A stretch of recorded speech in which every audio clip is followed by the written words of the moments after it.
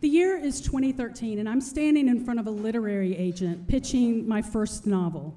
I'm Gloria, and I have a completed work of women's fiction. It wasn't. I thought it was, but it definitely wasn't. It's titled A New Normal. Now, I have to rethink the title of that because after a global pandemic, a new normal doesn't have quite the same flavor that it had in 2012 when I wrote this book.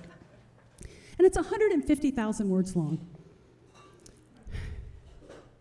Now I lost my place. There is a formula you have to follow when you stand in front of an agent. They expect it. Now, I wrote this novel because I was procrastinating writing a screenplay, which makes perfect sense, because if you've ever looked at a novel and a screenplay, there's way more white space on a screenplay. So I wrote more words to avoid writing fewer. At the time, I would have told you it's because formatting a screenplay really messed with my creative process, and that's not completely untrue. But really, I was vacillating between fear of failing and fear of success.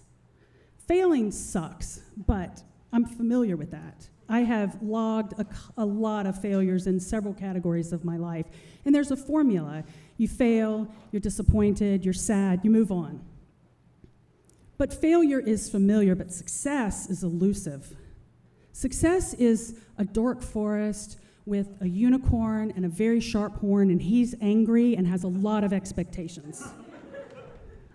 If I sold a screenplay, then people would be like, what's next, Gloria? It's gotta be bigger or better. And worse, people might look at me like I'm modern art and say, you don't belong here, I can do better. I arrived at the conference an hour and a half early because I procrastinate everything and had not written my pitch. I'm looking for an outlet and a chair because I have to get to work, and there's one of each across from this guy who looks like he's just waiting for the conference to start. I'm like, okay, tamp down your social anxiety, Gloria. I'm like, hey, do you mind if I plug in and do that? He's like, absolutely, such a nice guy, which is why I immediately opened my laptop to look unapproachable. He said, is this your first writing conference? And I was like, oh God, I'm gonna have to talk to this guy. I was like, yeah, it is. How about you? And Brad was his first conference, drove all the way from Oklahoma to Austin to pitch to one agent and one agent only. When I registered for this conference, I expected to run into a lot of nerdy introvert writers who could not hold a candle to my improv friends when it came to banter. But Brad proved me wrong. He's one of the funniest humans I know. He introduced me to people I still call friends, and most importantly, he helped me discover that within me is the laugh of an 80-year-old woman who's been smoking since she was 6. That's what I'm talking about right there. As Brad and I are talking, he goes, hey, that's the agent. That's the one I want to pitch to. And I was like, are you going to do it now? And he's like, should I do it now? I'm like, should you? It will be his first pitch. You'll be memorable. Go, go, go. This is why I like to take credit for Brad getting an agent, not all of his writing endlessly to do that. But like Brad, I registered for the conference late, so all the pitch sessions were sold out.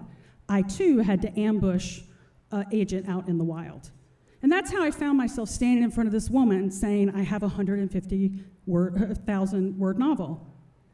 She crossed her arms and rolled her eyes and said, that is too long.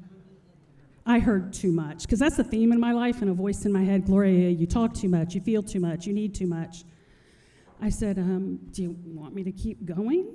She's like, yeah, go ahead. It's like, look, I don't need to tell you how it went with that kind of attitude. So I walk off defeated to find Brad because I needed someone to tell me that it was going to be okay, or at the very least make me wheeze laugh. He said, how did it go? I said, she said it was too long. And he said, how long is it? I said, 150,000 words. Now, if Brad had told me this, I would have said, wow, good on you for writing so many words, or at the very least, her loss. But he looked at me and said, good God, woman, why so many words?